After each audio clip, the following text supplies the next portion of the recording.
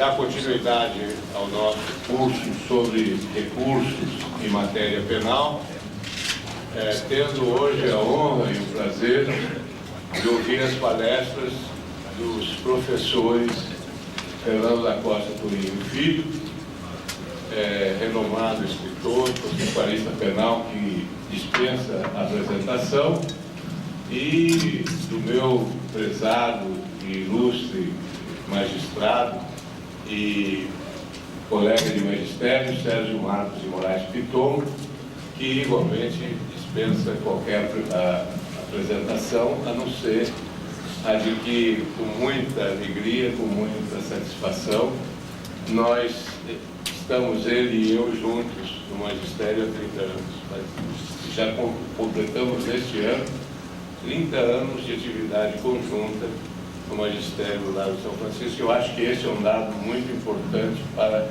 ser revelado, nós que fomos discípulos do professor Joaquim Canuto Mendes de Almeida e temos procurado em conjunto difundir as ideias que o mestre nos deixou. Sem mais delonga, para que nós possamos aurir as lições dos mestres, eu vou passar de logo a palavra ao professor Sérgio Marcos de Moraes Piton, que falará pelo tempo regimental de 40 minutos.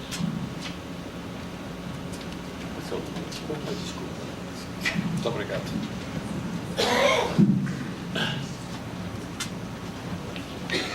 Agradeço a apresentação que me faz o meu dileto amigo, professor Rogério Laliatucci, e estou extremamente satisfeito em, pela primeira vez, compor uma mesa, tendo ao meu lado Fernando da Costa Tourinho Filho, este processualista penal que tem estado presente em todos os nossos estudos, daqueles que, afinal de contas, têm o gosto pelo processo penal.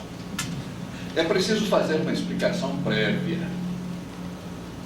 Por que é que falo primeiro? É que é uma velha tradição acadêmica que os mais sábios falam por último. Por isso eu falo primeiro. E, usando desse privilégio, eu devo dizer aos senhores que o tema apelação demandaria talvez 2, 3 palestras, dada a sua antiguidade e extensão. Então eu imaginei o que seria interessante de se cuidar no que toca à apelação neste momento. Vejam, infelizmente, sob argumento de que o procedimento legislativo é mais simples, resolveu-se operar uma série de reformas no Código de Processo Penal de modo parcelar. O resultado não está sendo muito bom. Está aí o artigo 366, trazendo complicações absolutamente desnecessárias, seja para quem aplica, seja para quem interpreta. Além disso, a nos perseguir, ainda temos as medidas provisórias, que a todo instante fazem despontar preceitos que importam ao processo penal, como, por exemplo, recentemente na lei de toques, perturbando o sistema. Eis o grave perigo das reformas parcelares, o quebramento de um sistema. Não que o Código de 41 seja uma obra sistemática, mas, bem ou mal, algum sistema ele exibe. Essas reformas parcelares podem, inclusive, tocar num ponto que me pareceu de conveniência que examinássemos hoje. Eu me refiro à proibição da reformatio impégios. Os senhores sabem que eu não devo trazer grandes novidades, mas é importante revisitar esse tema como um alerta a estas reformas que são feitas a sorrelf nos gabinetes, passando rápido pelo Congresso Nacional e nos surpreendendo no dia seguinte. A apelação no processo penal confere ao tribunal o conhecimento da matéria atacada e também da que permite conhecimento de ofício. É uma regra conhecida, tanto devoluto quanto apelado. Vale dizer, vai ao grau superior todo o quanto se apelou. É o que se pode deduzir do artigo 574 e 599. Vamos lá. Os recursos serão voluntários, excetuando-se os seguintes casos em que deverão ser interpostos de ofício pelo juiz. E mais avante, o 599, dizendo: as apelações poderão ser interpostas, quer em relação a todo o julgado, quer em relação à parte dele. A proibição da reformatio impégios diz com o aludido efeito devolutivo dos recursos, hoje reforçado por outra regra dita da personalidade ou da pessoalização do recurso, segundo a qual o recorrente não há de ter piorada a sua situação, seja material, seja processual, se inocorrente recurso da outra parte.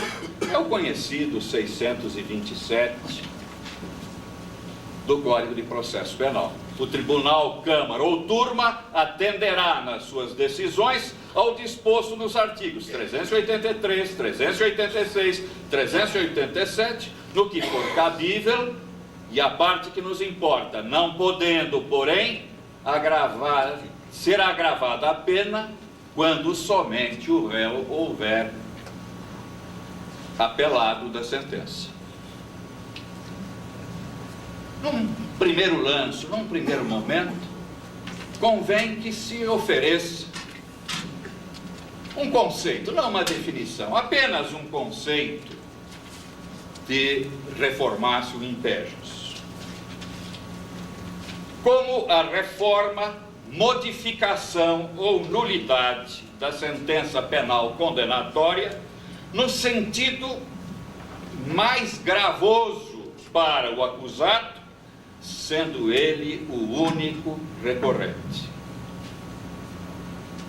É o que se impede, é o que não se deseja. No denominado processo penal romano, no último período, emergia outro sistema. A apelação permitia ao Tribunal Superior novo e pleno julgamento da causa, assim, de modo eventual, contrário ao apelante. Era o chamado benefício comum, ou communio appellationis. A comunidade da apelação, ou, como preferem alguns, rega da realidade, adotou-a o direito luso-brasileiro. Esse era o nosso sistema.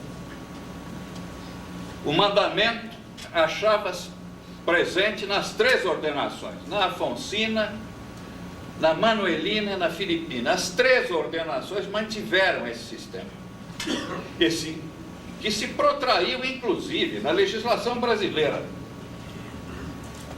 Pontes de Miranda, anotando o Código de Processo Civil de 39, ainda aceitava a ideia de que, em certas hipóteses, vigia entre nós o benefício comum. No fim do século XVIII, princípio do XIX, o primeiro importante processualista penal em língua portuguesa, Pereira de Sousa, nas primeiras linhas ao processo criminal, livro hoje bastante raro de se encontrar, com aquela simplicidade que lhe era a grande característica, ele não precisava de muitas palavras para oferecer uma ideia, um conceito, uma lição. Dizia: a apelação é comum a uma parte e a outra, ponto. Era a ideia. A vedação da Reformatio Imperius não tem lugar se existe o benefício comum. Vale dizer, o recurso devolve ao tribunal o conhecimento da matéria não impugnada, assim favorecendo quem não recorreu.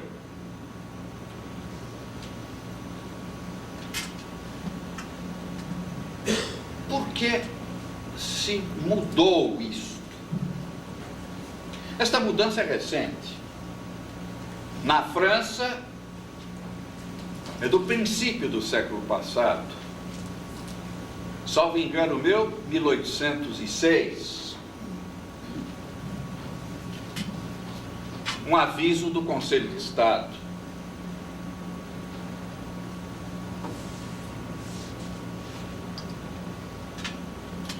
Qual a razão, afinal, de se ter abandonado a ideia do benefício comum para a ideia do tanto devoluto quanto apelado? Fiquemos no processo penal, já que esta questão também desponta no processo civil, e não obstante ali não haver regra expressa. Mas lá está, podendo-se defluir a ideia da sistemática processual civil.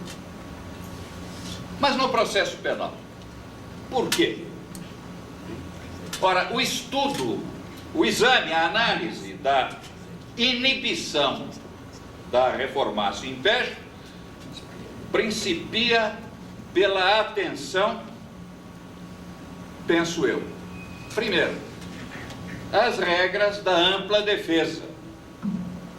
Segundo, da interdição de pronunciamentos extra ou ultra petita. E, finalmente, da prevalência da regra do favor rei ou do favor libertatis. Vejamos um pouco isto.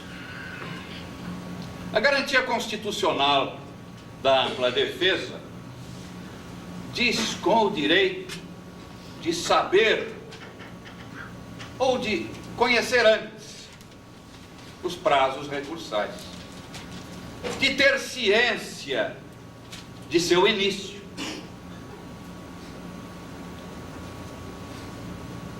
dos requisitos que o recurso exige, do andamento da apelação, conhecer-lhe ainda o limite ou a devolutividade. Para quê? Sempre arredando a surpresa. O direito processual, tenho repetido isso incansavelmente, não pode ser um sistema de armadilhas. Sejam elas criadas pelos códigos mal feitos, sejam elas estabelecidas por regimentos internos de tribunais.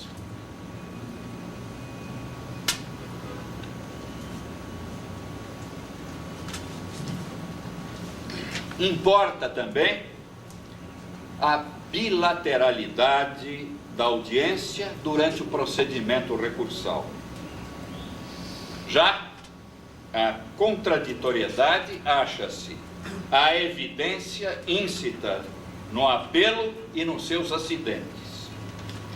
Em nenhuma fase ou instante do procedimento, pouco importando em primeiro ou em outro grau superior de jurisdição, o acusado não pode ser tratado como estranho na causa.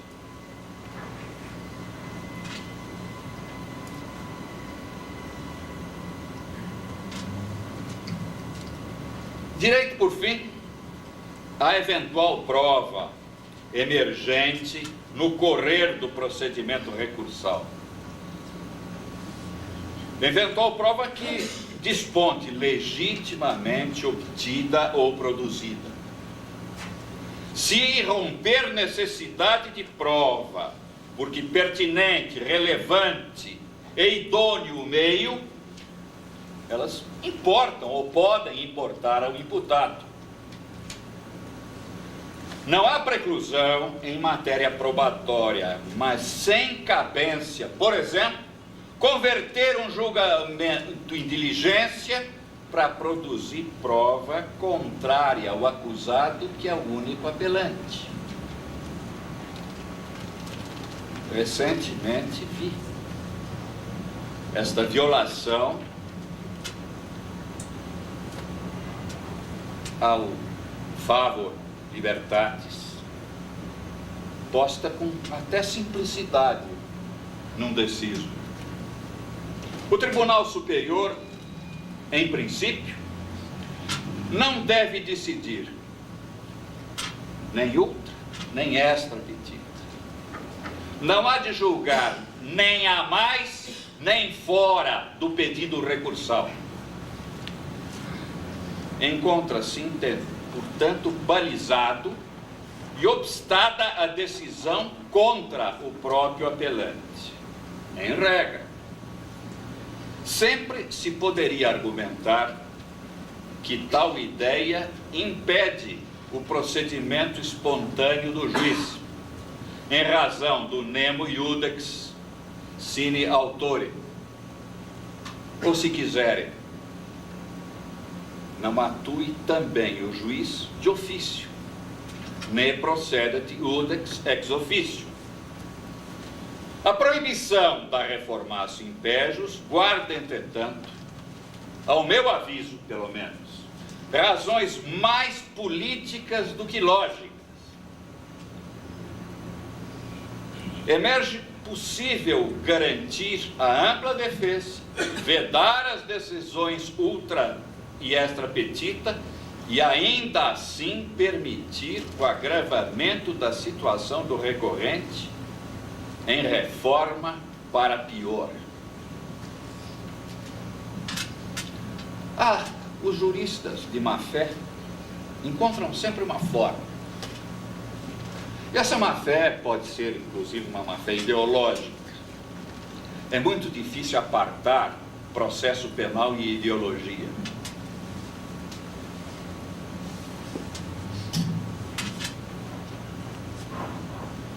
A nova legislação processual penal italiana, por exemplo, esta que começou a despontar depois de 1988, conservou o tanto apelado. É ver o artigo 597, número 3. Mas é fácil compreender que, por isso mesmo, em tese, é possível admitir o recurso adhesivo de qualquer das partes. Foi exatamente o que a legislação italiana fez.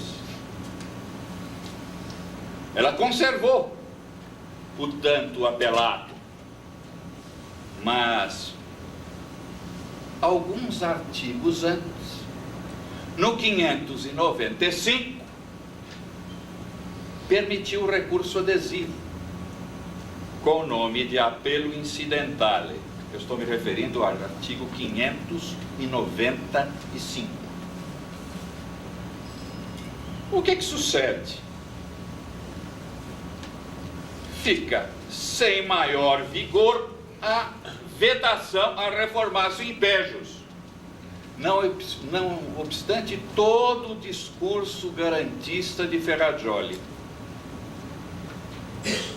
Não obstante. Porque, afinal de contas, recorre o acusado, e tanto que ciente o Ministério Público, ele ingressa com apelo incidental.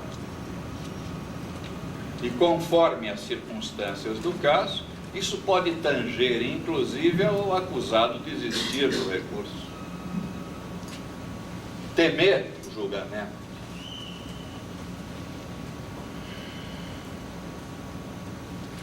Ora, toda a legislação processual penal moderna, ou pelo menos dos estados ditos democráticos, tende a consagrar o favor rei com maior ou menor ênfase, com maior ou menor intensidade.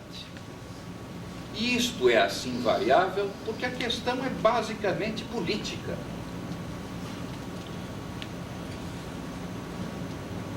O processo penal nasce, desenvolve-se e se estrutura em atenção à liberdade jurídica do acusado. Em outras palavras, o conflito entre o ius libertatis e o ius puniendi, este conflito de alta relevância, tanto que suceda, deve conduzir a preferir-se o ius libertatis ao ius puniendi. Na interpretação e na aplicação das normas de direito processual penal, surgindo o antagonismo, escolhe-se a mais favorável ao acusado. Esta é um modo de entender, do ponto de vista da realidade, aquilo que se espera do favor rei. E vejo que, tendo olhos para este desverdecido Código de 1941, este defeituoso Código de 41, em vários lanços, emerge esta ideia. Abstração feita do que venha dispor ou que tenha disposto a legislação constitucional, é fácil divisar no artigo 262 e seguintes o contraditório real e indisponível para o acusado no processo penal.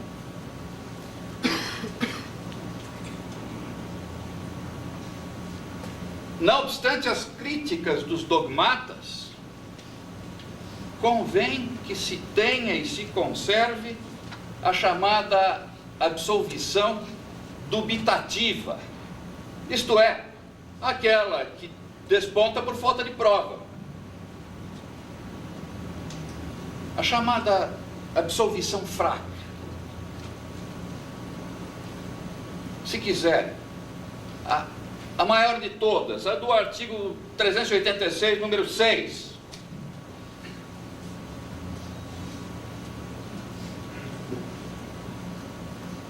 É o favor rei que dá empuxo, por exemplo, ao artigo 580 do Código de Processo Penal, que manda estender a decisão favorável ao co-acusado não apelante.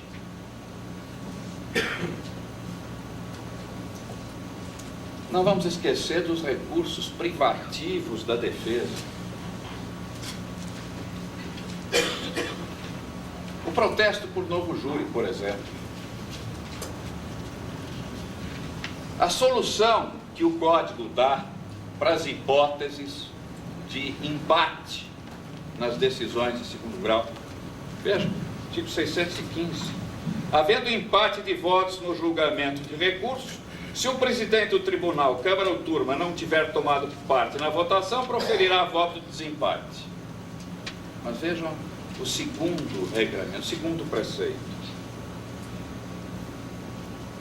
No caso contrário, prevalecerá a decisão mais favorável ao acusado. Ora, aqui não se está perguntando se está presente ou não está presente a lógica tão ao gosto dos positivistas. Se está perguntando se vai operar ou não o favor rei e o favor libertatis.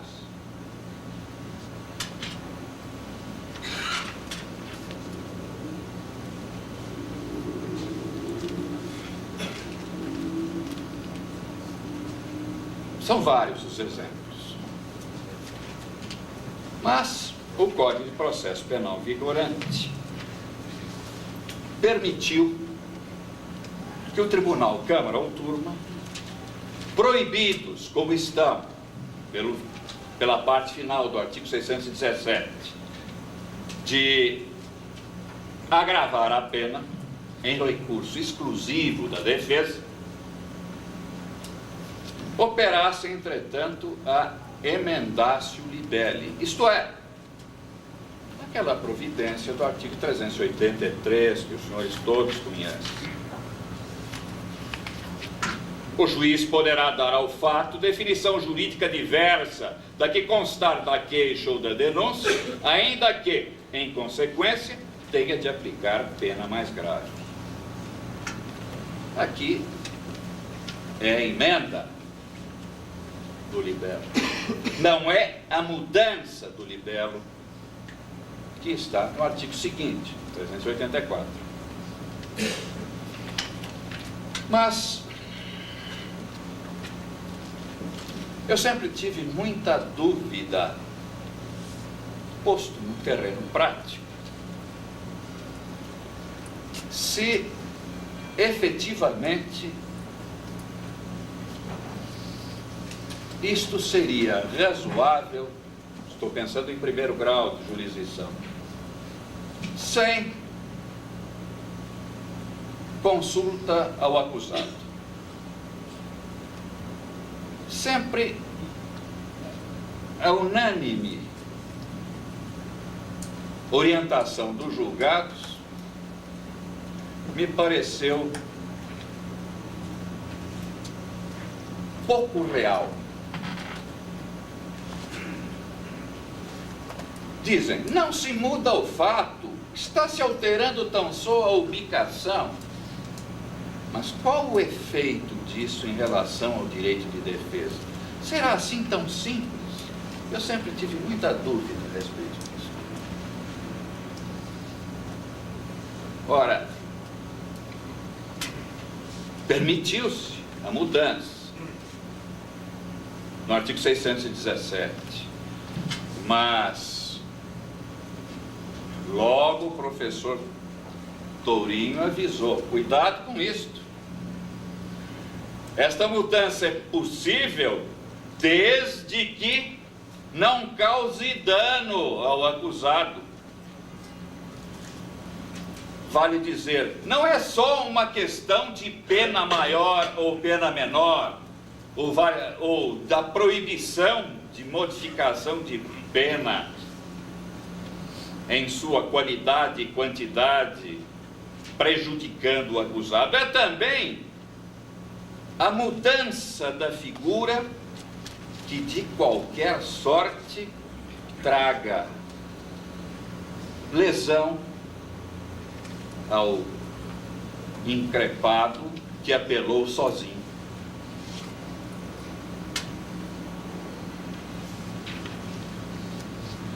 Mas prosseguindo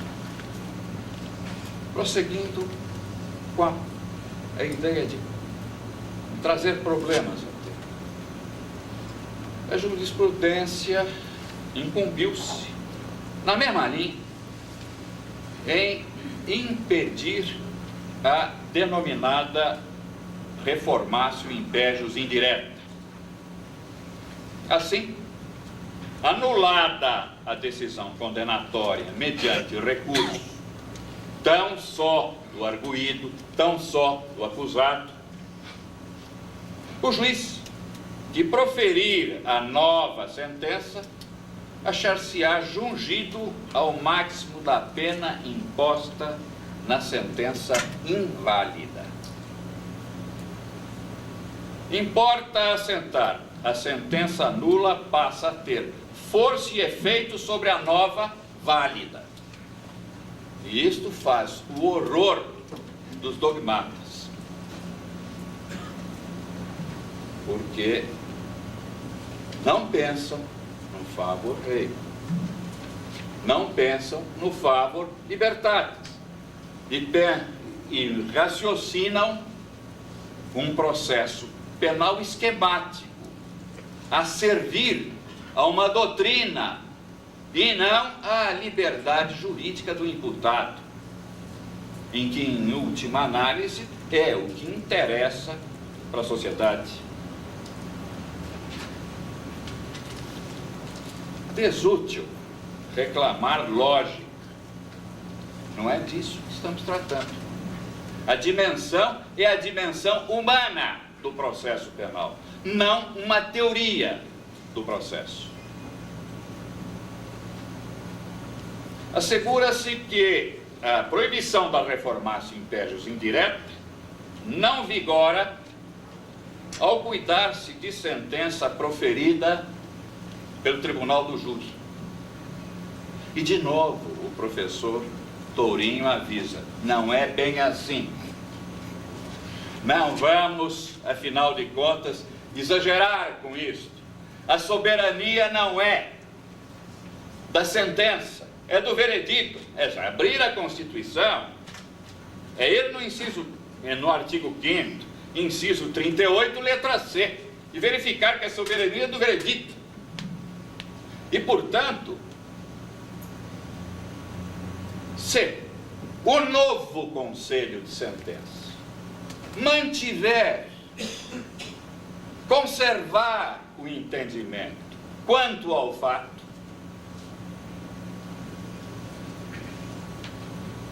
a nova sentença não poderá impor pena maior. Poderá fazê-lo, sim, se o novo Conselho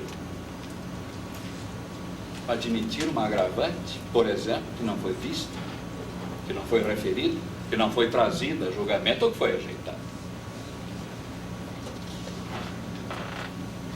Observe-se, de outra sorte, que, emergindo sentença não mais nula, mas inexistente, é mesmo um pouco difícil sustentar a inibição da reformácio impégios indireta. Mas ainda assim, acho razoável.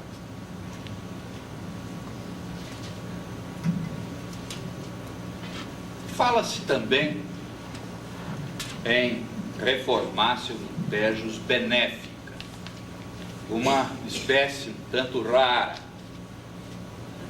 Ou, se quiserem, reformácio impégios permitida. Nós mais cuidamos da proibida.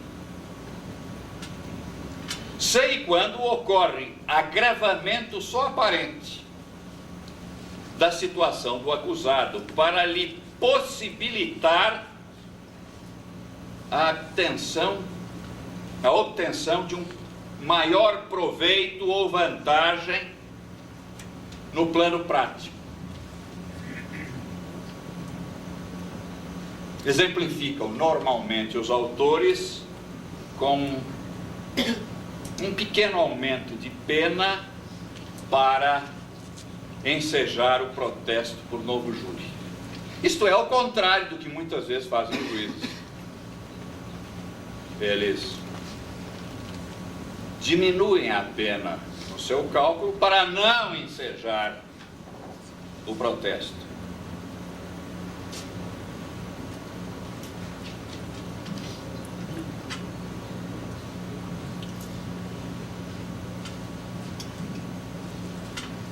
Mas, dos pontos, talvez o mais controvertido, o que menos encontra acertamento na doutrina, muito menos nos julgados, está em poder o tribunal decidir de modo favorável ao acusado, sendo o recurso da acusação.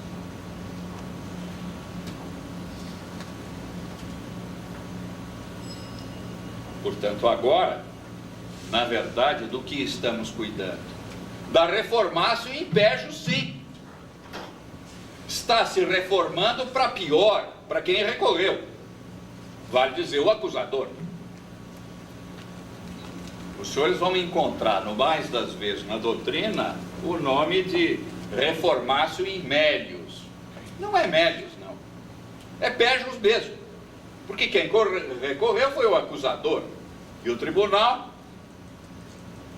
examinando o recurso único do Ministério Público, digamos, resolve diminuir a pena, absolver, ou de qualquer sorte beneficiar o acusado não recorrente.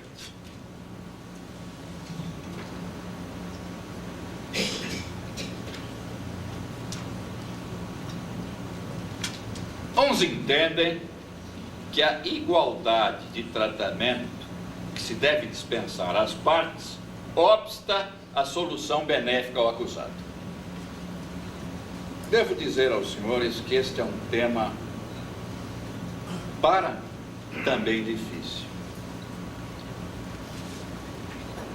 Nós precisaríamos encontrar uma fórmula no processo penal de entender a paridade de armas, a igualdade. Todos nós percebemos que esta igualdade no processo penal precisa encontrar o seu contorno, o seu modo de ser. Não é aquela do processo civil. Eu mesmo me referi, há poucos instantes, de recursos privativos só da defesa, não é? De situações em que, operando o favor rei, sucede um desequilíbrio no tratamento das partes. Bem, mas de toda forma argumento com esta isonomia no tratamento, desejável isonomia. Gostariam de ver repetido no Código de Processo Penal o artigo 125, inciso 1º do Código de Processo Civil. Pois bem, argumentam também que a norma proibitiva da reformácio in pejus, em verdade, unicamente estabelece limites para as sentenças de desclassificação. Daí a referência ao artigo 383 e outros. Dizem que, na verdade, a solução estaria ou no habeas corpus, ou na revisão criminal, e jamais no alargamento do limite objetivo do recurso. Outros invocam toda a matéria que se pode conhecer de modo espontâneo, evidentemente com a ressalva da súmula 160 do Supremo Tribunal Federal. E lembram ainda o favor rei, o favor libertatis e mais a economia processual para permitir a reformácio in pejus, ocorrendo unicamente apelo da acusação. Bem, essas são algumas observações que eu gostaria de fazer, mas eu me recuso a tomar o tempo do professor Tourinho. Muito obrigado.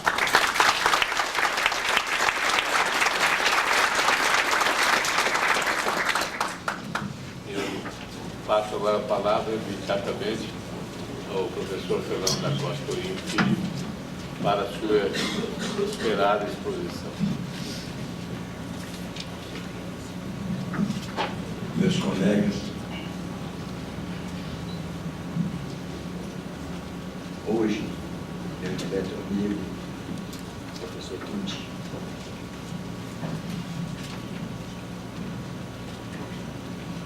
eminente desembargador Sérgio Marques Pitombo, professor da USP, e a quem todos nós aprendemos a admirar faz tempo. Eu quero, antes de mais nada, além de agradecer a Sua Excelência, a maneira educada como se referiu a mim, mas eu quero antes recriminar o presidente, o professor Rogério Glauber Tucci. Recriminá-lo mesmo. É que Sua Excelência inverteu, subverteu e everteu a ordem das coisas.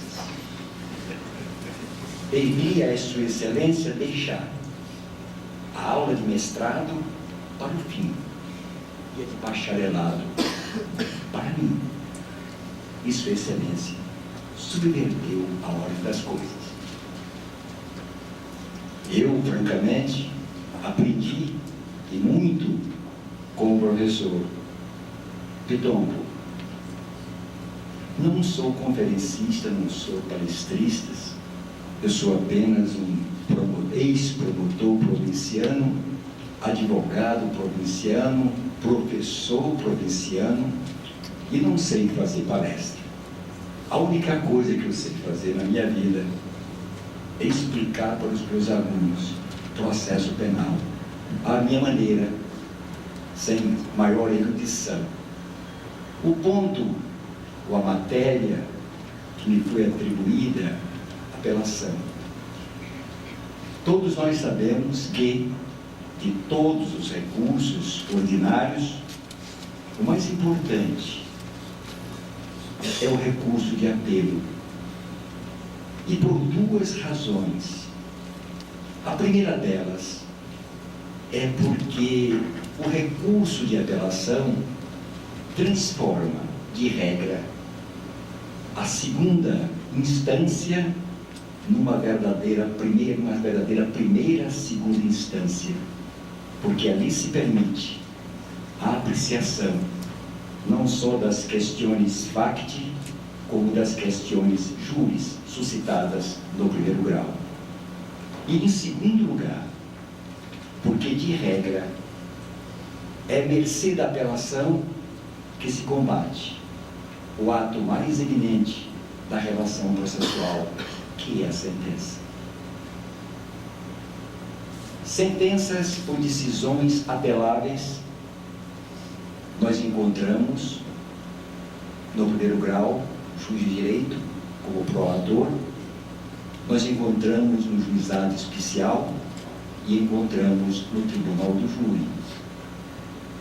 Decisões apeláveis que promanam do juiz de direito são, em primeiro lugar, as sentenças condenatórias ou absolutórias de que tratam os artigos 387 e 386 do processo penal, combinado com 593, inciso 1º do processo penal.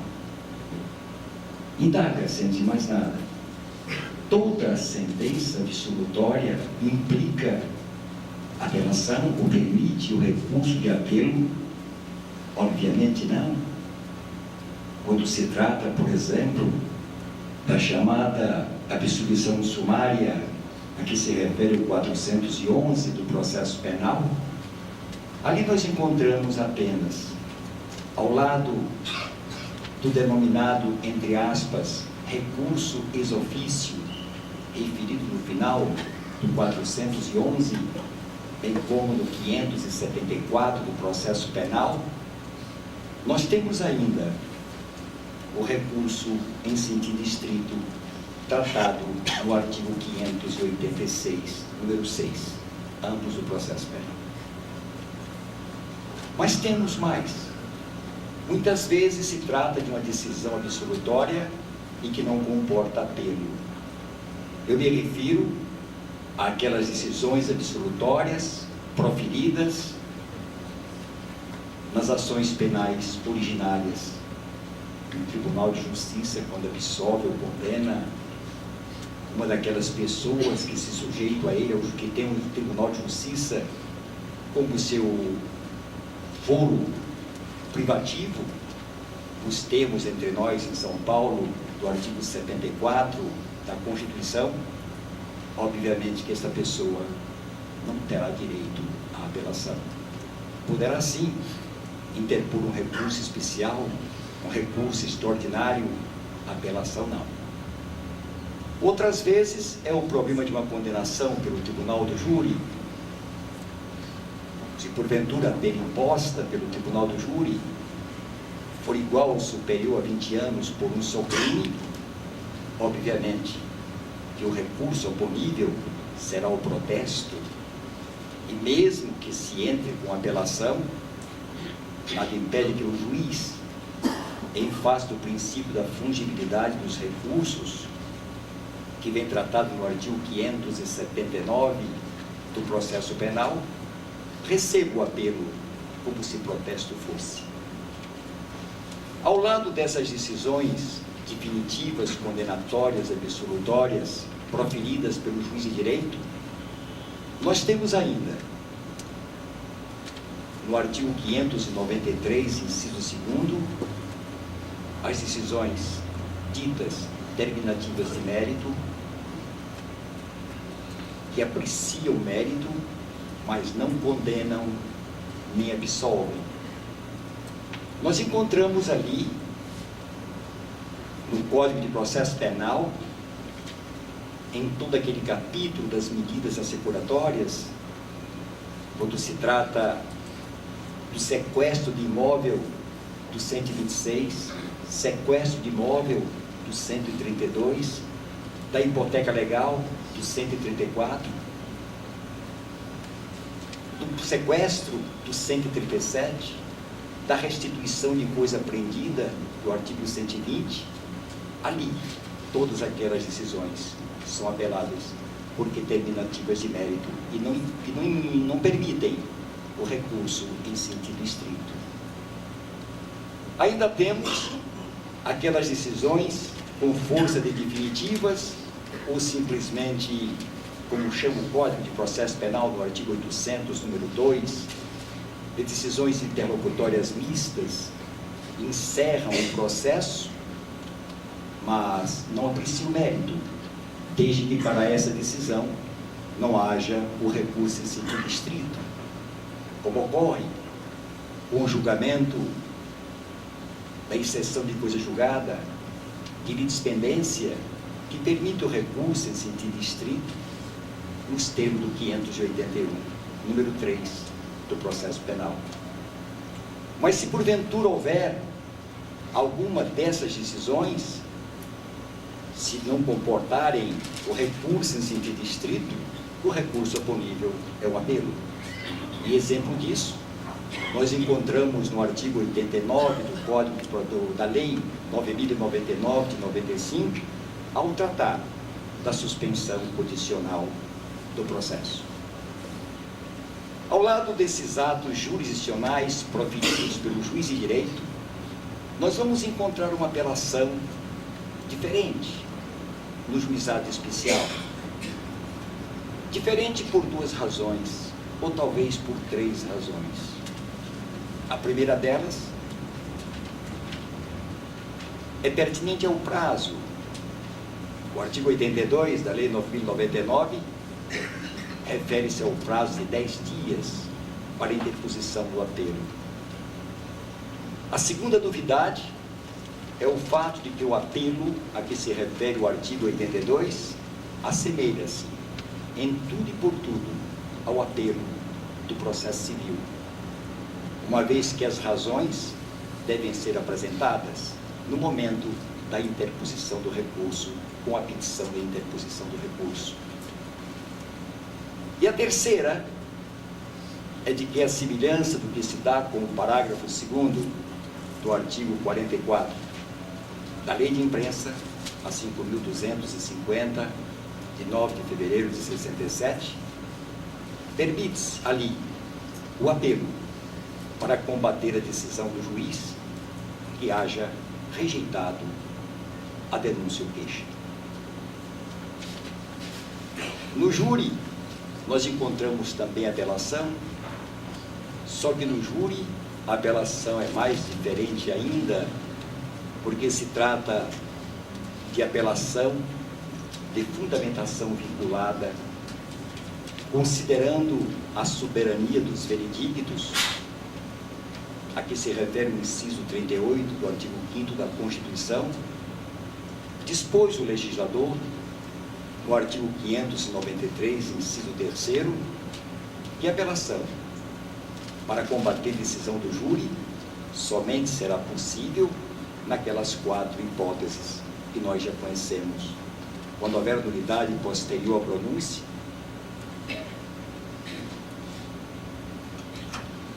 quando o juiz-presidente proferir a sua decisão contra a expressa disposição da lei ou expressa decisão do Conselho de Sentença, quando houver erro na aplicação da pena, eu inciso ali a linha C, e finalmente, quando a decisão for manifestamente contra a prova dos autos. Trata-se de uma apelação de fundamentação vinculada, porquanto o apelante, no momento da interposição do recurso, deverá indicar a linha A, B, C ou D, 1, 2 ou 3 alíneas, conforme o caso. Faltou apenas ao legislador brasileiro, e dizia eu ao desembargador do Tombo, faltou ao legislador brasileiro cuidar da apelação quando se tratar de decisões proferidas pelos tribunais nos processos da sua competência privativa. Uma vez que o Pacto de São José, na linha H do número 2, artigo 8º, que uma das garantias mínimas do homem é o duplo grau de jurisdição, que todo réu tem direito a recorrer da decisão para um juiz ou tribunal, e uma vez que o parágrafo 2º do artigo 5º da nossa Constituição dispõe que, além daquelas garantias fundamentais tratadas no artigo 5º, além daquelas que emergem do próprio regime, também são aquelas outras que derivam de tratados aos quais o Brasil tenha aderido. Obviamente, em face disto, nós vamos encontrar ali, naquela linha H do número 2 do artigo 8º do Pacto de São José, uma verdadeira garantia individual. E sendo assim, me parece óbvio que nos casos de competência privativa dos tribunais, deveria haver apelação. No meu modo de ver, a meu juízo, como advogado provinciano e promotor mais provinciano ainda, e professor mais provinciano ainda, eu entendo que quando se tratasse de tribunal, qualquer tribunal, tribunal de justiça, enfim, qualquer tribunal que tenha competência originária, ratione persone, os julgamentos deveriam ficar afeto às câmaras, a uma das câmaras ou a uma das turmas, dando-se apelo ao pleno ou ao órgão especial. E com isto, nós teríamos mantido o duplo grau de jurisdição em todo e qualquer caso.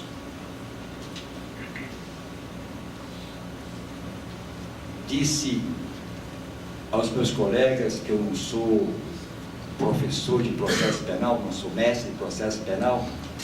Aprendi muito, estou aprendendo com o professor Pitombo. Eu sei apenas transmitir como se fosse, me desculpem, A minha tarefa aqui é apenas fazê-los lembrar dos tempos em que vocês assistiam aula na faculdade. Não vou acrescentar absolutamente nada, apenas avivar as suas memórias. As formas de interposição de recurso de apelação. São duas formas. Não por força do 578 do processo penal, que diz que os recursos são interponíveis ou por requerimento ou por termo nos autos, mas por força do artigo 600, parágrafo 4º do processo penal. Ele sim diz que a apelação pode ser interposta por petição ou por termo nos autos. É claro que a forma usual, a comum, a mais divulgada de todas, a mais civilizada, digo eu, é até tem interposição mediante uma petição. Mas o código é de 1941. E naquela época, poucos juízes, poucos advogados, não me refiro aos advogados de São Paulo, eu me refiro aos advogados e juízes e promotores da minha terra, naquela época, da Bahia. Meu pai era juiz e as suas decisões eram feitas com o próprio punho, porque eles não tinham máquina de escrever. E os que tinham era a velha Hamilton, que fazia um barulho danado. Foi aí, penso eu, que o legislador, sabendo que os escrivães têm, ou tinham, ou têm uma excelente caligrafia, e os advogados, à semelhança dos médicos do interior, fazem verdadeiros garranchos, criou a chamada interposição por termo nos autos, que se chama de interposição verbal. Eu, nos meus 35 anos de promotor no estado de São Paulo, eu sou mais paulista que baiano, nasci lá, me formei lá, mas vim para cá, e aqui constituí família. Nos meus 35 anos de Ministério Público, nunca vi ninguém interpor recurso por termo nos autos. Mas me lembro que os meus irmãos, juízes e promotores na Bahia, e meu pai, eles faziam referência a advogados malcriados e promotores insolentes. E no júri, quando o juiz-presidente se levantava para ler a sentença e determinava como de praxe que todos se levantassem, se a decisão não agradasse ao advogado, mal o juiz se sentava, ou ainda nem havia se sentado, com um dedo em riste, dizia: Meritíssimo juiz, requeira a Vossa Excelência que determine ao seu escrivão que tome por termo, neste momento, o meu apelo, porque não me conformo com essa decisão injusta e iníqua do egrégio Conselho de Sentença. Evidentemente que nós não temos mais isto, nunca tivemos. E é por esta razão que surgiu no Código a chamada interposição verbal ou por termo nos autos. Salvante esse caso do júri, o advogado comparecia em cartório e ainda pode fazê-lo. Chamava o escrivão e dizia: senhor escrivão, por favor, aquele processo 120/43, que houve uma sentença condenatória, eu dele quero apelar e gostaria que Vossa Senhoria tomasse por termo o meu recurso. E o escrivão prontamente, com aquela caligrafia bonita, né?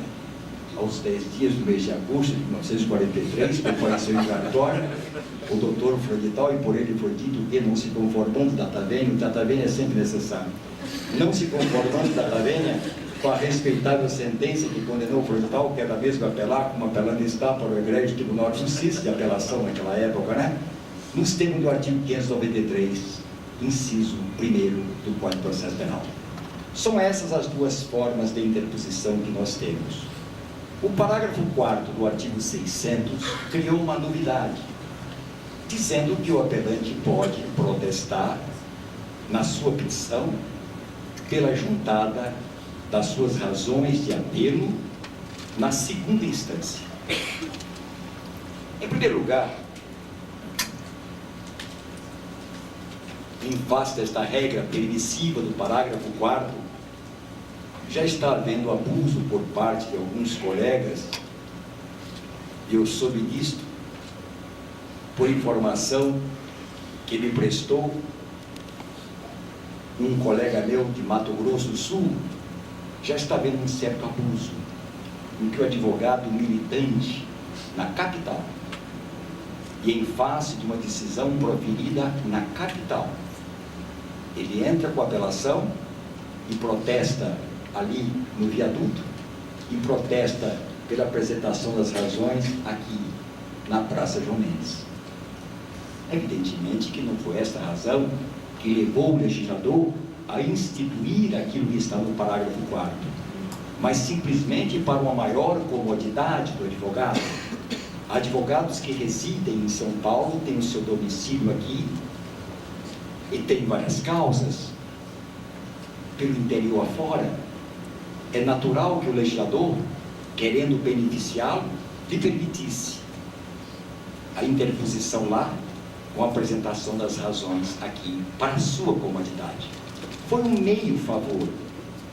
Deveria fazer as duas coisas: apresentar aqui não só as suas razões de apelação, como inclusive as suas contras-razões. O favor seria completo. Prazo para a interposição do apelo. Todos nós sabemos que normalmente o prazo para a interposição é o de 5 dias, consoante a regra do 593 caput do Código de Processo Penal. A única exceção que nós vamos encontrar propriamente, aliás, duas exceções, é com o artigo 82 da Lei 9.099, já analisado aqui, que o prazo é de 10 dias, e a outra exceção vem prevista no artigo 598, parágrafo único, quando se trata de apelação da vítima, quem legalmente a represente, ou qualquer uma daquelas pessoas do artigo 31 do processo penal, cônjuge, ascendente, descendente, o irmão, tenha ou não tenha se habilitado como assistente de acusação, nos termos do 268 do Código de Processo Penal. Mas ao lado disto, ainda temos uma novidade. Quando se trata de apelação interposta por defensor público. A Lei 1060, de 1950, cujo parágrafo 5º do artigo 5º sofreu uma redação dada pela Lei 78/71, de 89, dispõe que o prazo para eles é em dobro. Me parece, a mim me parece, que isto violenta o princípio da igualdade de armas, da paridade. Não é justo que o promotor disponha de 5 dias para apelar, que o advogado disponha de 5 dias, que o defensor dativo, não os dativos de São Paulo, que são estipendiados pelos cofres públicos na maioria das vezes, mas os dativos da Bahia, da Paraíba, do Piauí, com o magistério cansado da advocacia, ainda prestando a sua colaboração com a justiça, esses infelizes dispõem apenas de 5 dias, enquanto o defensor público de 10. Aqui estão, pois, os prazos para a interposição dos recursos. Como se inicia e como se contam esses prazos? Eu lhes disse, não era uma aula de mestrado, como deu o professor Pitombo, é apenas uma rememoração para vocês lembrarem-se das aulas de processo penal. Dispõe o Código, no artigo 798, parágrafo 5º, a linha A. Tem a B e tem a C, mas interessa mais de perto a A. Que o prazo para a interposição do apelo começa se inicia com a intimação. E quanto à contagem, dispõe o 798, parágrafo 1º, que não se computa o dia do início. Dies a quo non computatur, não se computa o dia do início. Indaga-se, e quando a intimação da sentença se fizer, mercê de uma precatória? O direito pretoriano, sem exceção, remansosa, pacífica e tranquilamente, responde a partir da juntada da precatória. E quando o réu for intimado, mercê de um mandado, responde a maioria dos nossos tribunais, inclusive a excelsa corte, a partir da intimação e não do mandado. Mas por que esta divergência? Por acaso existe no Código de Processo Penal algum dispositivo que permita a contagem do prazo a partir da juntada da precatória? Não. Não e renão. Nós vamos encontrar esta regra ali, no artigo 241, 2 ou 3 do Código de Processo Civil. Votados mutandis, deveríamos obedecer a mesma regra também, que está no artigo 241 do Processo Civil. É a partir da juntada do mandado que se deve contar o prazo para a interposição do recurso, além de se observar a súmula 310 do Supremo, que determina que os prazos não são iniciados na sexta-feira, quando a intimação se fizer na sexta-feira. Efeitos da sentença penal. Quais são os efeitos da sentença penal? Em primeiro lugar, aquele efeito que é comum a todo e qualquer recurso, o efeito devolutivo, devolve-se à instância superior a parte impugnada da decisão. E temos o efeito suspensivo. Interposto o recurso, de regra, ele suspende a executividade da ordem jurisdicional, da sentença. Quando se trata de sentença absolutória, é evidente que ao lado do recurso, do efeito devolutivo, que todo recurso possui, há um suspensivo, não há um suspensivo. Se o réu estiver preso, será posto incontinentemente em liberdade, nos termos do 596 do processo penal. Aquela regra que está no parágrafo único do artigo 596 foi revogada pela reforma de 1984, precisamente de julho de 84. Quanto à sentença condenatória, deixemos de lado o artigo 597, que não nos interessa, mas fiquemos no 594. Ao lado do efeito devolutivo, nós temos o suspensivo. É verdade que o artigo 594 do processo penal dispõe que quando o crime for inafiançável, se porventura o réu não for primário ou não tiver bons antecedentes, ele não pode apelar em liberdade. Quando surgiu a Constituição de 88, eu talvez, nos meus arroubos de professor provinciano, eu me antecipei a todos, creio eu, dizendo que o artigo 594 do processo penal havia sido revogado pela Constituição de 88 em face da adoção do princípio da presunção de inocência. E mal havia escrito aquele trabalho publicado no Estado de São Paulo, recebi algumas adesões, mais críticas do que adesões, e mais tarde surgiu a súmula número 9 do Colégio Superior do Tribunal de Justiça, dizendo que o princípio da inocência não conflitava com a prisão provisória do réu. Depois de algum tempo, talvez amadurecido, eu acho que penal e processo penal são ciências de velhos, e no meu modo de ver, todo juiz deveria ingressar na magistratura, os bacharéis, no mínimo com 40 anos de idade, porque é aí que ele está mais amadurecido para compreender a vida, que nós mais velhos compreendemos, vivemos, sabemos, sentimos.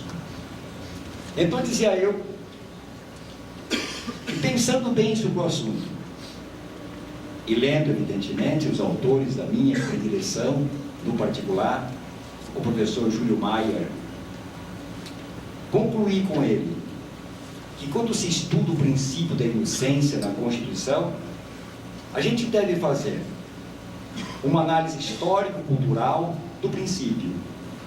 E vamos chegar ao artigo 9º da Declaração dos Direitos do Homem, na França, de 1789. E ali se dizia que, sendo o homem presumidamente inocente, antes de transitar em julgado uma sentença penal condenatória, toda prisão que não seja necessária deverá ser severamente punida pela lei. E a gente pergunta, quando é que uma prisão provisória ou uma prisão processual, ela é evidentemente necessária? Responde Júlio Maia, e me parece com bastante acerto: quando houver o perigo de fuga, quando o criminoso, o réu, o acusado, estiver perturbando a instrução criminal. Nesses dois casos, a prisão é necessária. Nos demais, não. Prisão temporária. Até que a prisão temporária seria uma prisão cautelar. Não fosse a má redação, a esquisita redação do inciso 3º daquela lei 7.960 de 89, que diz que o juiz pode decretar a prisão temporária desde que haja fundadas razões com base em qualquer prova admitida no processo. A mim me parece absurdo encontrar-se uma fundada razão com base no depoimento infantil, com base no indício, um leve indício, ou mesmo que o indício seja veemente, ou veementíssimo, como falava Postanho, pouco importa, mas é um simples indício. E uma prova, uma fundada razão, não se encontra em qualquer prova. Então dizia eu que a prisão é necessária exclusivamente nessas duas hipóteses: ordem pública, preservação da ordem econômica, como está no artigo 312 do Código de Processo Penal. Essas prisões nada têm a ver com o processo. Está certo, dizem respeito ao interesse social, mas não ao processo penal em si. Afinal de contas, se o juiz decreta a prisão do réu para a garantia da ordem pública ou da ordem econômica, no fundo, outra coisa que não está fazendo, senão antecipar a pena. E isto é que o princípio da inocência, do meu modo de ver, preserva, proíbe. Não se admite uma antecipação de pena. Essa é a finalidade da lei, do princípio.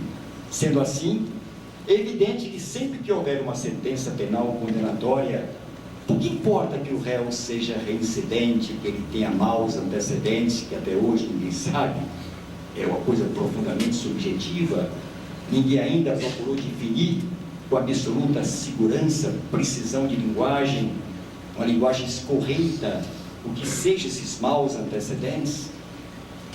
Então, mesmo que ele seja reincidente ou tenha maus antecedentes, nada impede que ele faça jus ao duplo grau de jurisdição. Mas a prisão é necessária, prenda-se, espeça-se mandado de prisão, mas suba o recurso. Isso levou há pouco tempo o eminente ministro Vicente Elipiaro, numa decisão que me pareceu histórica, se bem que a doutrina já se referia a ela, mas nos tribunais foi a primeira vez, quando ele disse que os artigos 594 e 595 do processo penal precisavam ser reestudados. Exatamente por isto, se porventura o réu é reincidente, tem maus antecedentes, decrete-se-lhe a prisão, se for necessária. Se porventura houver o perigo, liberdade. Se porventura houver o perigo de fuga, se há nos autos uma prova de que ele vai fugir, porque a esta altura, somente esta seria a razão para a decretação da prisão, e não a preservação da instrução, porque já passou a fase. Se houver isto, prenda-se, mas o recurso sobe. Da mesma forma que, quando o réu está preso e apela, e depois foge, aquela deserção da apelação a que se refere o 595 deve ser aceita com certa reserva.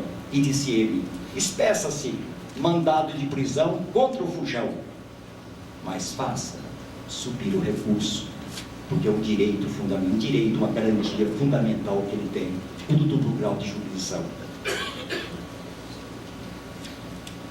A mesma coisa nos crimes hediondos, 8.072, lavagem de dinheiro, todo e qualquer crime tóxico, os crimes hediondos e aqueles que eles são equiparados de acordo com a Lei 8.072 de 90, em que se proíbe a interposição do apelo. Como é que uma lei subconstitucional pode inverter uma lei constitucional, uma garantia fundamental, qual seja o do duplo grau de jurisdição? Então, ainda neste particular, eu, particularmente, entendo que o recurso de apelo é cabível, ainda que se trate de crime hediondo ou de outra qualquer infração penal, a menos que a prisão seja necessária, como acabamos de ver. Apelo do assistente da acusação. Eu pergunto ao professor Tucci se eu estou me... Absolutamente, o tempo é todo seu. Eu só vou aproveitar até para lhe dar um pouco de descanso, vou aproveitar para dizer o seguinte, talvez seja pouco conhecida, mas antes desse julgamento do ministro Elipiaro, no habeas corpus que eu impetrei perante o Supremo Tribunal Federal, no julgamento unânime da segunda turma, sendo relator o ministro Marco Aurélio, eles concederam o habeas corpus para que o Tribunal de Justiça conhecesse do recurso do meu cliente sem que ele se recolhesse ao tribunal. Se acorda de 1996 e 97. 96. É a vantagem de morar na capital. O provinciano aqui dificilmente tem acesso a esse noticiário do Supremo Tribunal Federal. Mas agradeço. Inclusive, se for, do grande Marco Aurélio. Se for o caso, eu lhe cedo uma cópia, porque realmente eu acho que essa é a decisão. Eu lhe agradeço. Quanto ao apelo do assistente de acusação, diz o artigo 598, parágrafo único do 598 caput do processo penal, que a vítima do crime, ou quem legalmente a represente, ou qualquer uma das pessoas citadas no artigo 31 do processo penal, cônjuge, ascendente, descendente ou irmão, qualquer uma dessas pessoas, tenha ou não tenha se habilitado como assistente, se porventura o Ministério Público não interpôs apelo, ele pode fazê-lo. Estabelece o parágrafo único que esse prazo é de 15 dias. E parece que já está mais ou menos assentado de que será de 15 dias, se porventura não se habilitou como assistente. Mas se o fez, se habilitou, esse prazo deve ser de 5. Do contrário, haveria uma lesão ao princípio da paridade de armas. Se o assistente, se a vítima contratou advogado, então o assistente de acusação, que é a vítima, se ela está acompanhando para e passo todo o desenvolvimento do processo, não é justo que o promotor dispõe de 5 dias para apelar, que a defesa dispõe de outro tanto para interpor a apelação, e Sua Excelência, o assistente de acusação, que já está acompanhando o processo, dispusesse de 15 dias. A mim me parece que se habilitou 5, do contrário 15, o que é normal. Mas aqui se pergunta, o 598 do processo penal não diz em que hipóteses pode o assistente apelar. Diz apenas da sentença do juiz singular ou do tribunal do júri. Pergunta-se de uma sentença condenatória também. O Supremo Tribunal Federal já se pacificou nesse sentido. O assistente pode interpor apelo para agravar a situação do réu.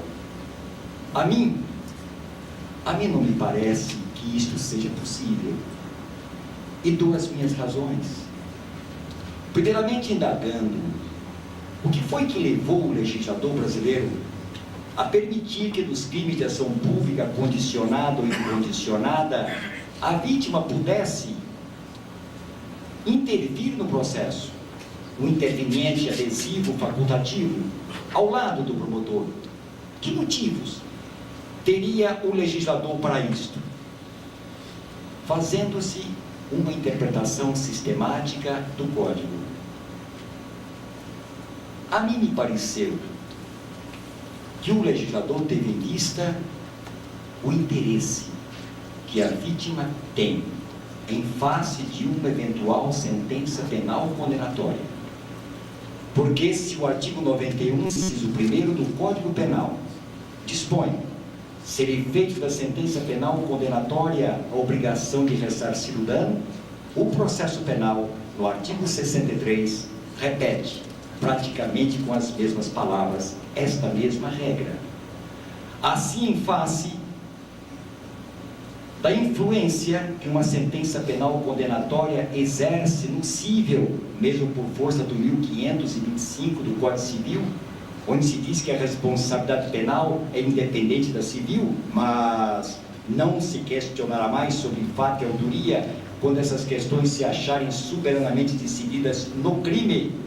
Em face disto, eu passei a entender, e talvez com Florencio de Abreu, não me lembro bem, que a razão é esta: como a vítima, como a sentença penal condenatória exerce esta influência notável na sentença civil, o legislador, sabendo que a ação penal pública condicionada ou incondicionada é promovida pelo Ministério Público, permitiu que a vítima interviesse, o interveniente adesivo facultativo ficasse ao lado do Ministério Público, não para assessorá-lo, mesmo porque seria um tanto ridículo a gente admitir que o Estado permitiu que o estranho interviesse no processo para assessorar o seu órgão técnico, que é o Ministério Público, o promotor. E depois, eu lendo o processo penal, observei ali no artigo 271, que a lei permite expressamente ao assistente interpor recurso em 2 casos. Primeiro, o 598, apelação. O segundo, no 584, parágrafo 1º, aquele artigo que está no capítulo do recurso em sentido estrito. E ali se diz, e ali se refere ao recurso em sentido estrito para combater a decisão que julga extinta a punibilidade, 581, número 8, do processo penal, ou então, contra a decisão que haja impronunciado o réu, 581, número 4, segunda figura do Código de Processo Penal. Mas por que, se porventura o juiz se julga incompetente, o assistente não pode recorrer?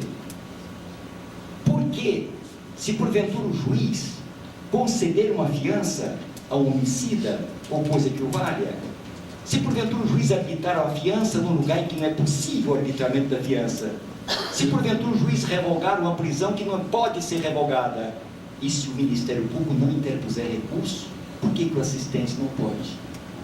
Simplesmente porque nesses casos, como em todas aquelas hipóteses que estão elencadas no artigo 581, em nenhuma delas o ofendido sofre abalo no seu direito. O que importa que o juiz de direito, por exemplo, tenha condenado o réu que praticou um estelionato e cuja pena vai de 1 a 5 anos, segundo o caput do artigo 171 do processo do Código Penal, se porventura o juiz condenou esse réu, ainda que erradamente, a pena de 1 mês. A reparação do dano, a satisfação do dano, será de X, o prejuízo que a vítima sofreu. Se condenou este mesmo réu a 4 anos, a reparação do dano é a mesma, o mesmo prejuízo que a vítima sofreu. Sendo assim, a mim me parece que o ofendido não tem nenhum interesse em interpor apelo de uma sentença condenatória para agravar a pena, somente para absolver. Extinção normal e anormal dos recursos. É aqui eu termino. Quando é que o recurso de apelo se extingue normalmente? Se ele não for conhecido, se ele for provido ou improvido. Nessas 3 hipóteses, extingue-se normalmente o recurso de apelo. Mas ele se extingue também anormalmente em 3 hipóteses. Primeiro, do 595, quando houver a deserção do recurso pela fuga. E já fizemos referência a este artigo 595, citando o ministro Vicente Aguiar, e depois enriquecido com a lembrança feita pelo professor Tucci, no sentido de que não importa, espeça-se mandado de prisão contra o fujão, mas o recurso deve subir, porque o duplo grau de jurisdição é garantia fundamental do homem. A segunda hipótese vem prevista no artigo 806, parágrafo 2º do processo penal, em que cuida das ações penais privadas, ressalvada a hipótese de pobreza, que é do artigo 32 do Código de Processo Penal. Então diz o parágrafo 6º do artigo, parágrafo 2º do artigo 806, que nos crimes de alçada privada, se porventura, claro, só pode ser o querelado, ali fala que não faz diferença nenhuma, mas nós fazemos aqui a distinção. Se porventura o querelado não efetuar o pagamento das custas, não no estado de São Paulo, onde uma lei isenta do pagamento dessas custas, mas no resto do Brasil, se porventura não forem pagas as custas, o recurso fica deserto. Repito, como pode uma lei infraconstitucional, uma lei ordinária, se sobrepor à lei maior que determina, que acolhe o princípio do duplo grau de jurisdição como dogma de fé. Finalmente, o problema da desistência. Também se extingue normalmente o recurso de apelo quando houver desistência. Pergunta-se, quem pode desistir do recurso de apelação? Por óbvio, o Ministério Público não. O artigo 576 do processo penal impede que ele o faça. Repetindo aquela mesma regra que nós encontramos no artigo 42 do processo penal, que diz que, proposta a ação penal, o Ministério Público não pode dela desistir. Oferecida a denúncia, o Ministério Público dela não pode desistir. É a regra do 42, combinado com o 576. Mas quando se trata de réu, é possível desistência. E aqui entra o probleminha, o problemaço. Quem pode desistir? O réu ou o advogado? Se o réu quiser desistir e o advogado a tanto se opuser, qual das duas vontades prevalece? O que nós temos encontrado na doutrina e de autores respeitáveis e autores a quem a gente costuma tirar o chapéu, pelo menos eu tiro o chapéu. Eu entendo que a vontade do réu não pode se sobrepor à vontade do técnico, do advogado. O advogado presta uma assistência técnica ao réu. Tanto é verdade que o réu não pode dizer para o juiz: eu não quero advogado, eu me defendo. Ele pode fazer, sim, diz o artigo 263 do processo penal, conquanto ele tenha habilitação técnica. Não tendo, não pode. Diz o artigo 261 que ninguém pode ser condenado sem advogado, sem defensor, ainda que ausente ou foragido. Então se conclui, por esses dois dispositivos e por aquele do 564, inciso 3º, a linha C do Código de Processo Penal, no sentido de que haverá nulidade se o advogado não intervier nos feitos, nós chegamos à conclusão de que a defesa é uma injunção legal. E sendo uma injunção legal, naquele momento mais crucial, quando o réu é condenado e o advogado quer apelar para conseguir minorar-lhe a situação, o réu chega e diz: não, eu não quero apelar. A atividade do advogado é um verdadeiro munus público, diz o artigo 1º e 2º do nosso estatuto, do Estatuto da Advocacia. E se é um munus público, e se o advogado tem o dever de procurar, na medida do possível, melhorar a situação do réu, não é justo que ele, querendo fazê-lo, encontre oposição por parte do próprio réu. O que o réu pode é se livrar, o que ele pode fazer é apenas desprezar, não querer abandonar a sua defesa material. Se ele quiser guardar silêncio, o problema é dele. Se porventura ele não quiser ir à audiência, o problema é dele. A presença dele não é tão indispensável para o julgamento da causa, e tanto não é que o artigo 217 do processo penal dispõe que quando o juiz perceber que a testemunha está se sentindo constrangida em depor na presença do réu, ele simplesmente determina que o réu se retire da audiência. Defesa material, sim. Defesa técnica, não. Mesmo porque que prejuízo pode o réu sofrer se porventura somente o advogado interpuser o apelo. O professor Pitombo nos deu uma excelente aula sobre o princípio proibitivo da reformácia impérios do artigo 617 do processo penal, e se apenas o réu apela, se apenas ele apela, o máximo que pode acontecer é ficar tudo como dantes no quartel de Abrantes, mas nunca a pior do réu. Eu agradeço a paciência, porque vocês me ouviram aqui. Não foi nenhuma aula, um bate-papo, apenas para vocês se lembrarem dos tempos de faculdade. Só isso. Obrigado.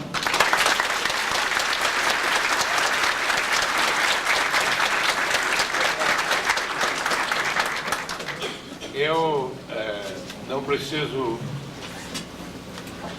expressar o sentimento de gratificado em que me encontro, que acredito que seja o de todos os senhores e senhoras aqui presentes. Nós ouvimos duas palestras magistrais de duas pessoas que, com a simplicidade dos sábios e a eloquência dos gênios, nos prenderam a atenção. Eu verifiquei, aliás, esse auditório é, por todos os títulos, muito distinto.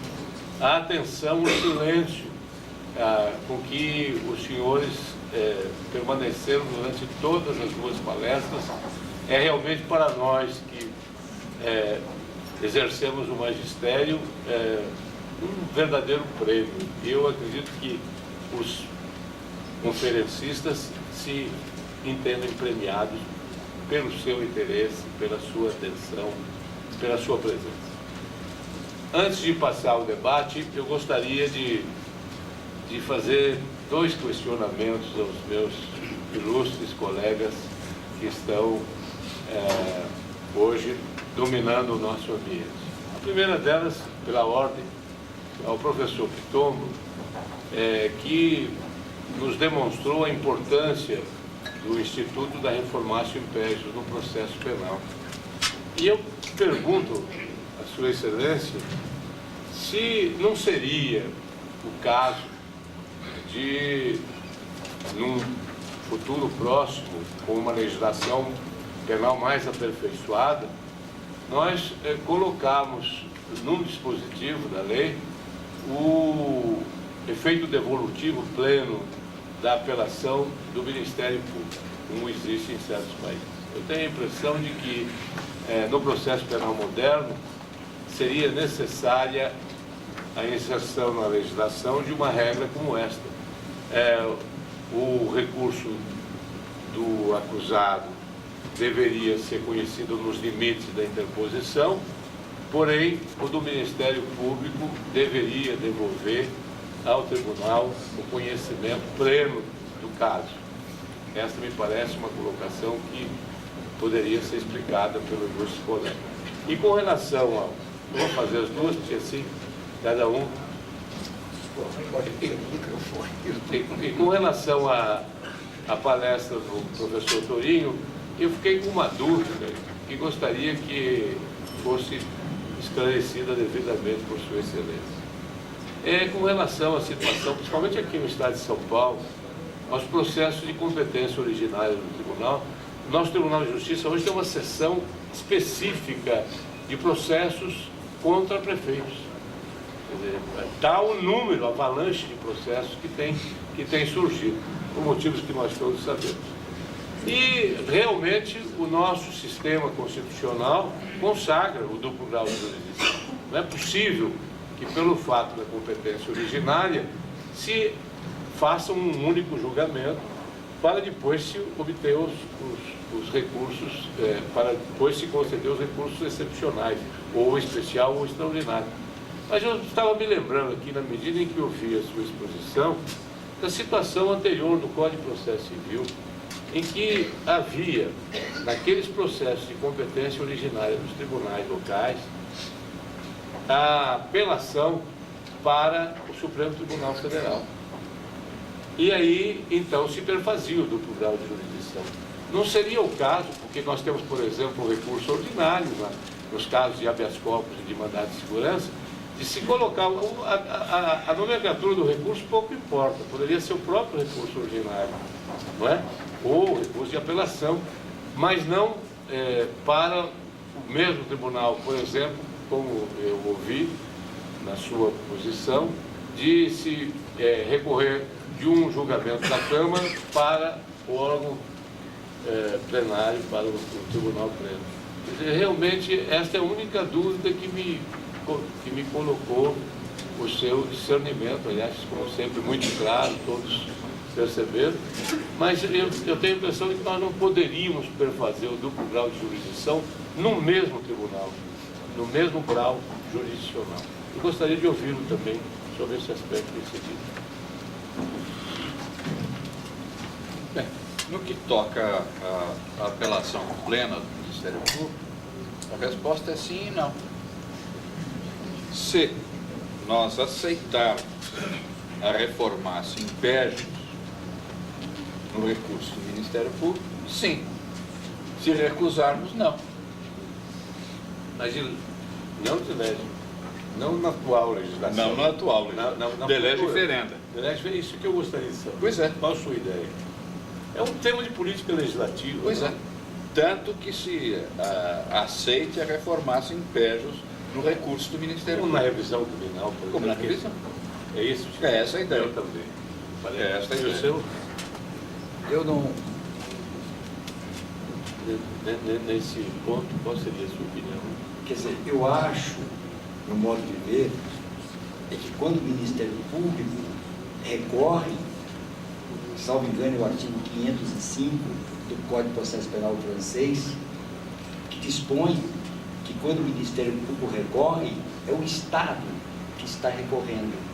O Estado quer ver aquela situação solucionada com justiça, para evitar, inclusive, o problema de uma revisão criminal. Mas na França, eles fizeram isto, mas ao mesmo tempo criaram o recurso adesivo, tanto na Itália, o 595, como o francês, a reforma que houve em 1975 no Código francês, que eles introduziram o recurso adesivo só para o Ministério Público. Mas quando o Ministério Público apela, é o Estado que está apelando. O Estado não tem nenhum interesse em que haja uma sentença iníqua, mesmo porque ele sabe que nos termos 630 do processo penal, ele vai pagar a indenização. É o que nós podemos chamar de benefício comum por derivação. Por derivação. É isso? Exato, correto. Me parece que no futuro deveria haver isso na nossa. De jure constituendo, sim. Agora, quando a pergunta... que Eu me gostaria toca, de ouvi-lo. Quando a pergunta que me toca, eu sei que os prefeitos municipais são julgados aqui por câmaras Esses criminais. são os casos mais importantes. Sim, tudo bem. Mas eu continuo preso àquela ideia de que, no caso, por exemplo, de Tribunal de Justiça, de Tribunal Regional Federal, de Superior Tribunal de Justiça, quando esses órgãos forem chamados a julgar determinadas pessoas, essas pessoas devem ser julgadas pela Câmara ou pela turma com recurso para o plenário. A estranheza de Vossa Excelência, doutor Tucci, a estranheza esbarra, salvo erro, omissão, nisto que eu vou lhes dizer. E se porventura for um deputado federal que tenha sido absolvido, só a ONU, nós só teríamos a ONU para recorrer. Daí porque o recurso da Mas aí o princípio do Código de Jurisdição está falido. não está, Excelência. Lá, se for julgado só pelo Supremo, só por Exato, mas se for pela turma, Vai se a pro pleno. turma vai para o pleno, vai pro pleno. me parece. Enfim, de jure constituindo. Isso É também, lógico. isso deveria ser melhor colocado na lei, porque realmente o que não pode é a pessoa ficar só com julgamento na instância ordinária e depois só ter o recurso especial e o extraordinário. É um E absurdo. depois só existe justiça para pobre. É um absurdo. Né? Só existe justiça para pobre. Como se o julgamento pelo Tribunal de Justiça, pelo STJ, Fosse um privilégio. Que ninguém quer ser julgado por eles. Ainda mais encontrando o próprio Supremo como relator da desgraça. Dizia, a esse propósito, dizia um amigo meu que esse é um privilégio desgraçado. Desgraçado, é isso aí. Bem, agora eu coloco a palavra à disposição dos senhores e das senhoras, está livre para qualquer indagação que se queira fazer.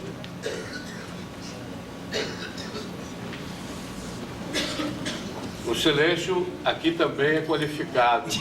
Como ninguém tem se Para manifestado. gáudio dos esclarecimentos. Ah, não, existe. Não há silêncio qualificado, há manifestação por escrito. Olha, esse cidadão, como é que é seu nome, por favor? Ah, Wilson, sim. Ele, por economia papelal, ele fez duas questões aqui, uma para o professor Piton e outra para o professor Torinho. Então, eu vou passar primeiro para o professor Piton e depois ele passa pela ordem para o professor Torinho. No mesmo papel.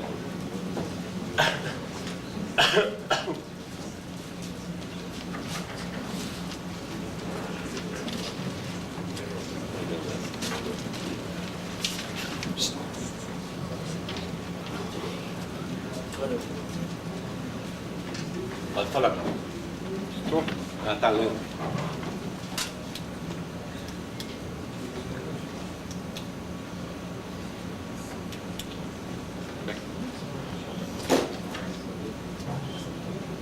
Por favor, A pergunta é a seguinte. mas o microfone, por favor, para poder... Não, eu vou sem microfone. Mas a voz Não, dele... não, precisa por Por causa.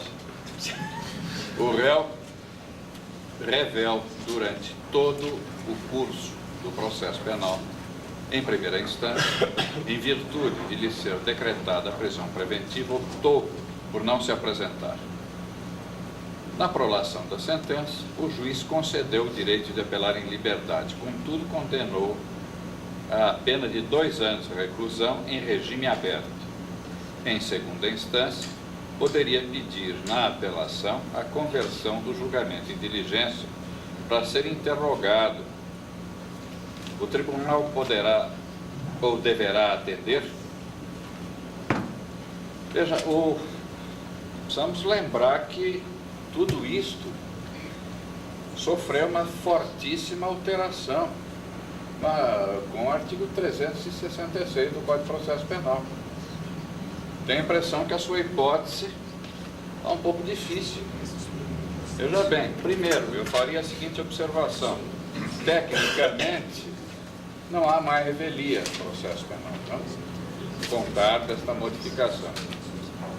Vamos lá, eu estou falando de uma modificação que talvez o senhor não se lembre. É melhor que eu leia o dispositivo. Veja lá.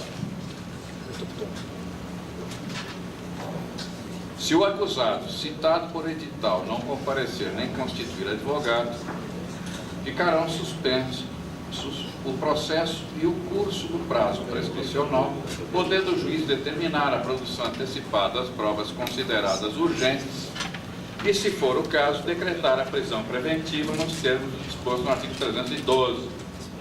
Depois vem, comparecendo, o parágrafo primeiro não importa, comparecendo o acusado, ter-se-á por citado pessoalmente, prosseguindo o processo seus ulteriores termos. Ora, esta situação que o senhor descreve não vejo como enquadrá-la em face desse novo dispositivo. Eu poderia seguir um pouquinho. Bom, antes da lei. Bom, antes da lei, o tribunal de ofício mandava interrogar. Isto o tribunal de alçada fazia. A alçada criminal do Estado de São Paulo fazia isto automaticamente, determinando o interrogatório em primeiro grau. Hoje, eu acho que isso sucederia até em primeiro grau, posta a sua questão como está, porque lhe foi concedido o direito de apelar em liberdade, poderia ser ouvido querendo. A segunda, eu não sei se é destinada a mim ou... é o professor Torinho. Penso que ter respondido ao senhor. Agora passe para o professor Torinho, por favor. Depois tem uma dúvida, vocês. A pergunta que o colega faz é esta aqui. Poderá o defensor, sem procuração nos autos, requerer o pedido de sustentação oral em apelação, estando presentes na sessão de julgamento o réu e o defensor? Aqui, a minha dúvida. Se está presente o defensor, supõe-se que aquele terceiro que apareceu ali para fazer sustentação oral não era defensor, não era advogado dele, era um estranho, e sendo estranho, não poderia pedir a palavra para fazer sustentação oral. Agora, se porventura esse advogado que está acompanhando o réu é defensor dele, foi constituído, contratado por ele, mas no momento não tivesse procuração, ele poderia fazer uma procuração abre acta ali na própria audiência, na própria sessão de julgamento. Ele se proporia, diria que estava sendo constituído naquele ato pelo réu e pediria a palavra para fazer sustentação oral. A mim me parece com beneplácito, se for o caso, do eminente desembargador. Eu estou aqui às voltas com esta pergunta. Eu estou dizendo, doutor Vitor, o seguinte, é que a pergunta dele é que se o defensor, na sessão de julgamento, ele não tem procuração nos autos, ele quer fazer sustentação oral, e estão presentes ali o réu e o seu defensor. Então, se quem pediu a palavra para fazer sustentação oral não é o defensor dele, obviamente que não pode. Agora, se é o defensor que está ali presente, embora não tenha ali juntado a procuração, nada impede. Bom, quanto a outra pergunta... Pode responder, pode. Isso acontece. Quanto a outra pergunta da colega, que ela me faz o seguinte: doutor Torinho, tira o doutor. Nós somos colegas, só pelo fato de ser velho, nem por isso eu deixo de ser bacharel que nem vocês, correto? Torinho, testemunha cariada e indiciada na polícia, crime de falso, posteriormente beneficiada pela Lei 9.095, transação, pode ser outra vez acariada e indiciada pelo mesmo crime por testemunho prestado em processo civil de indenização, onde os fatos e as partes são as mesmas? A primeira observação a fazer... Mas onde é que ela vai apelar aí? A primeira observação a fazer é esta. O crime de falso documental, me permite se for isto, o crime de falso do 297 ou 298 do processo penal não permite a transação. A transação nos termos do artigo 61 da Lei 9.099/95 só é possível em se tratando de infrações penais cuja pena máxima combinada não ultrapasse 1 ano, a não ser nos crimes de trânsito, os artigos 303, 306, 308, que, malgrado apenados mais levemente, permitem a aplicação desses princípios da Lei de 9.099. Então, aqui, essa pessoa, com devido respeito, não poderia ser beneficiada pela transação. Então, não houve transação. Então, suponha-se, já que não houve transação, houve um processo normal, um processo ordinário do 394 até o 405, depois emenda no 498, vai até o 502, parágrafo único do processo penal, que é o procedimento dos crimes apenados com reclusão. E então, aqui, uma vez condenada, evidentemente não pode ser processada pelo mesmo fato, haveria um bis in idem de todo reprovado. Me parece isso. Não sei se... É isso mesmo. É isso. Agora eu quero perguntar, onde é que está a apelação aí nessa pergunta? Porque o tema nosso é apelação. Esse é um caso concreto. Nada a ver. É uma consulta. Mas está muito bem, está muito bem resolvido. Espera aí, vamos sair dessa aqui. Eu vou repetir a pergunta. Testemunha cariada e indiciada na polícia. Crime de falso. Posteriormente, não se sabe se é crime de falso testemunho, que a gente usa a expressão crime de falso para o falso testemunho do 342 do penal. Usamos a expressão falso para indicar o falso documental do 297 e 298, conforme seja documento público ou documento privado, mas beneficiado pela Lei 9.099, não pode ser beneficiado, não se admite. Pode ser outra vez acariada, indiciada pelo mesmo crime? Obviamente que não, haveria um bis in idem. Por testemunho prestado em processo civil de indenização, onde os fatos e as partes são as mesmas, se positivo para o recurso cabível no caso. Então, essa é a pergunta apelação. Se é apelação, isso que eu estou querendo saber. Olha, a única coisa que pode haver aqui, se porventura houver um segundo processo em relação a essa pessoa, recurso não há, que pode entrar uma ação de habeas corpus, alegando que está sofrendo um constrangimento ilegal, porque está sendo processado 2 vezes pelo mesmo fato. Inclusive, acho que não tem sentença. Tem uma sentença. É, também.